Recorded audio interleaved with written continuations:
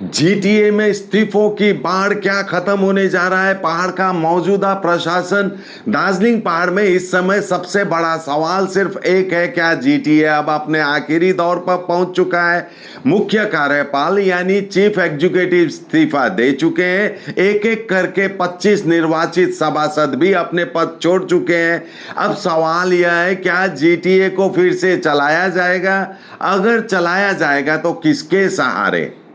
व्यवहारिक रूप से सरकार के सामने तीन रास्ते हैं: बचे हुए निर्वाचित सभासदों के साथ जीटीए चलाना, या प्रशासक के माध्यम से जीटीए का संचालन करना, या दोनों के बीच कोई अंतरिम प्रशासनिक व्यवस्था बनाना। बिना सर्जरी सुरक्षित और भरोसेमंद देखभाल के लिए आज ही आए doctor Batraj homeopathy clinic, Basant Vihar complex, Don Bosco road, Siliguri. Contact 7045000666। नमस्कार, मैं राकेश समानी, आप देख रहे हैं एसके लाइव न्यूज। दार्जिलिंग पहाड़ की राजनीति इस समय ऐसे मोड़ पर खड़ी है जहां आगे का हर फैसला पूरे क्षेत्र की दिशा तय कर सकता है। जीटीए यानी गोरखालैंड टेरिटोरियल एडमिनिस्ट्रेशन पिछले कई वर्षों से पहाड़ के प्रशासन और विकास की जिम्मेदारी संभाल रहा है, लेकिन अब लगातार हो रहे इस्तीफों ने इसकी स्थिरता पर बड़ा सवाल खड़ा कर दिया है। दार्जिलिंग के सांसद राजू बिष्ट लगातार कह रहे हैं कि जीटीए स्थायी समाधान नहीं है। उनका कहना है भाजपा का लक्ष्य परमानेंट पॉलिटिकल सॉल्यूशन देना है, लेकिन उन्होंने यह भी स्वीकार किया है कि ऐसा समाधान तैयार करने में समय लगेगा, क्योंकि इसमें केंद्र सरकार, राज्य सरकार, विभिन्न संगठनों के साथ बातचीत और कानूनी प्रक्रिया शामिल होगी। म सीधै भन्दैछु त यहाँ जीटीए 3 बोर्डको गठन हुँदैन, नम्बर 1। नम्बर 2, अलरेडी इन्टरलोकेटर काम गर्दैछन्, अलरेडी मुख्यमन्त्रीसँग भेट ग धेरैचोटि पहाड भ्रमण आइसके। बुझ्नुभयो नि? अब तपाईँ र मैले यहाँ डिसाइड गरेर आजको भोलि नै यहाँ समाधान त हुने होइन। 9 महिना लाग्छ भने 9 महिनासम्म त के गर्ने? बस्नुहोस्, 9 महिनासम्म। अच्छा, आज जीटीए यो सरकारले खारिज गरेर भतापुङ बनाइदियो भने भोलि के स्थिति उत्पन्न हुन्छ? एउटा भएको पनि यो बिजेपी सरकारले खोसो भन्ने हुन्छ। जे भने पनि आज हामीले एउटा लामो समय संघर्ष गरेर यहाँसम्म आइपुगेका छौं। यहाँदेखि अगाडि बढ्ने कि पछाडि जाने? Amit Olympia, Siliguri's most connected mall, rising soon। यानी पीपीएस आज या कल लागू नहीं हो सकता। तब तक पहाड़ में क्या होगा, यही इस समय सबसे बड़ा सवाल है। जब तक परमानेंट पॉलिटिकल सॉल्यूशन लागू नहीं होता, तब तक किसी न किसी प्रशासनिक व्यवस्था की जरूरत बनी रहेगी। अगर वर्तमान स्थिति को देखें तो जीटीए में प्रशासनिक और राजनीतिक दोनों तरह का संकट पैदा हो गया है। सरकार के सामने कुछ व्यवहारिक विकल्प मौजूद है। जीटीए चुनाव 26 जून 2022 में हुए थे और निर्वाचित सदस्यों ने जुलाई 22 में शपथ ली थी। सामान्यतः जीटीए का कार्यकाल 5 वर्ष का होता है, यानी मौजूदा कार्यकाल 2027 के मध्य तक है। इसका मतलब है कि अभी लगभग 1 वर्ष का कार्यकाल बाकी है। अब सवाल उठता है, अगर 45 में से केवल 20 सभासद ही बचे हैं और लगभग 25 सदस्य इस्तीफा दे चुके हैं, तो आगे क्या हो सकता है? विकल्प 1, बचे हुए 20 सभासदों के साथ जीटीए चलाना, यह सबसे सीधा विकल्प है। सरकार चाहे तो जो 20 निर्वाचित सभासद अभी भी पद पर हैं, उनके साथ जीटीए का काम जारी रख सकती है। नए चीफ एग्जीक्यूटिव के चयन या नियुक्ति की प्रक्रिया अपनाई जा सकती है, यदि कानूनी प्रावधान इसकी अनुमति दे।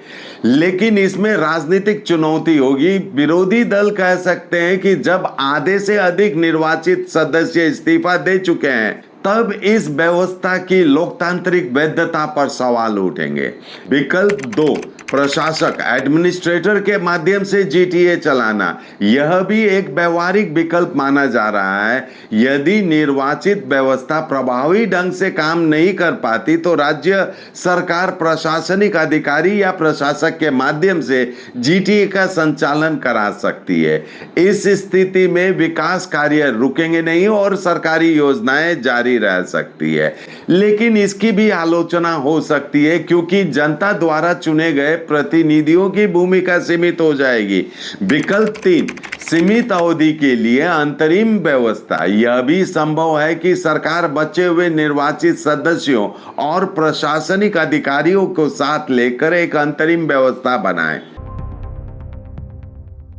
इससे विकास कार्य भी चलते रहेंगे और निर्वाचित प्रतिनिधियों की भी भागीदारी बनी रहेगी। राज्य सरकार ने इस बरस जीटीए के लिए लगभग 360 करोड़ रुपए का बजट रखा है। यह राशि किसी व्यक्ति के नाम पर नहीं होती बल्कि जीटीए संस्था के लिए होती है। इसलिए चाहे निर्वाचित बोर्ड काम करे या प्रशासक, बजट का उपयोग सरकारी नियमों, वित्तीय स्वीकृति और ऑडिट प्रक्रिया के तहत ही होगी।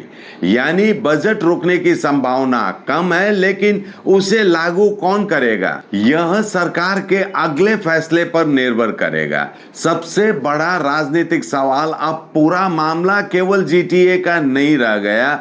असल सवाल यह है कि आप भाजपा और केंद्र सरकार अगले 1 बरस के भीतर परमानेंट पॉलिटिकल सॉल्यूशन दे पाएंगे। यही कारण है कि आने वाले कुछ महीने दार्जिलिंग पहाड़ की राजनीति के लिए बेहद महत्वपूर्ण माने जा रहे हैं, क्योंकि दार्जिलिंग पहाड़ में विकास कार्य, सड़क, पानी, स्वास्थ्य, शिक्षा और स्थानीय प्रशासन को किसी न किसी व्यवस्था के जरिए चलाना ही होगा। यानी जब तक कोई स्थायी राजनीतिक समाधान नहीं निकलता, तब तक प्रशासनिक व्यवस्था बनाए रखना सरकार की जिम्मेदारी है। अब देखना होगा कि सरकार किस रास्ते को चुनती है। क्या जीटीए को किसी नए स्वरूप में जारी रखा जाएगा? क्या प्रशासक के जरिए काम चलेगा? आपकी राय क्या है? अपनी राय कमेंट्स बॉक्स में जरूर बताइए। वीडियो को लाइक करें, शेयर करें और एसके लाइव न्यूज को सब्सक्राइब करना ना भूलें। धन्यवाद।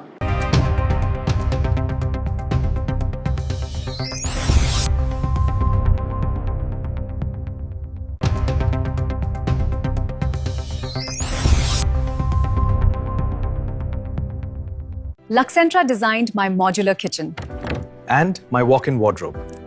Meet our designer today at Luxentra Siliguri.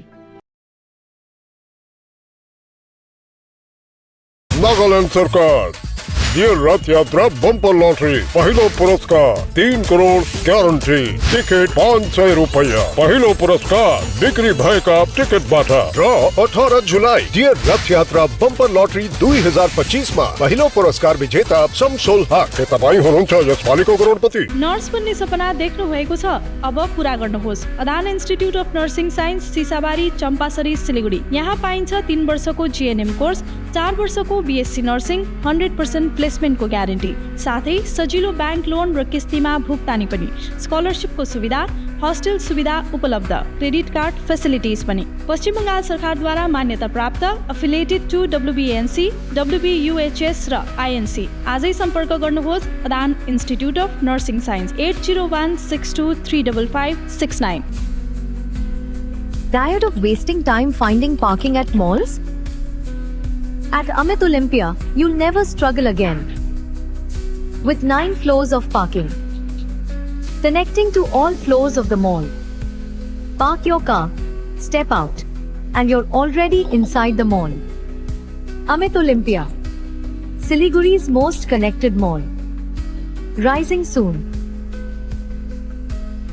बालों की समस्या, त्वचा की परेशानी, सांस या जोड़ों से जुड़ी तकलीफ, समाधान है doctor Batraj homeopathy clinic Siliguri. यहाँ अनुभवी और योग्य डॉक्टर होम्योपैथी, डर्मेटोलॉजी और आधुनिक डायग्नोस्टिक तकनीकों की मदद से आपकी समस्या की सही पहचान और देखभाल करते हैं। प्राकृतिक उपचार, आधुनिक एआई तकनीक और आपकी जरूरत के अनुसार व्यक्तिगत ट्रीटमेंट प्लान के साथ पाएं बेहतर परिणाम। बिना सर्जरी, सुरक्षित और भरोसेमंद देखभाल के लिए आज ही आए doctor Batraj homeopathy clinic, Basant Vihar complex, Don Bosco road, Siliguri. Contact 7045000666।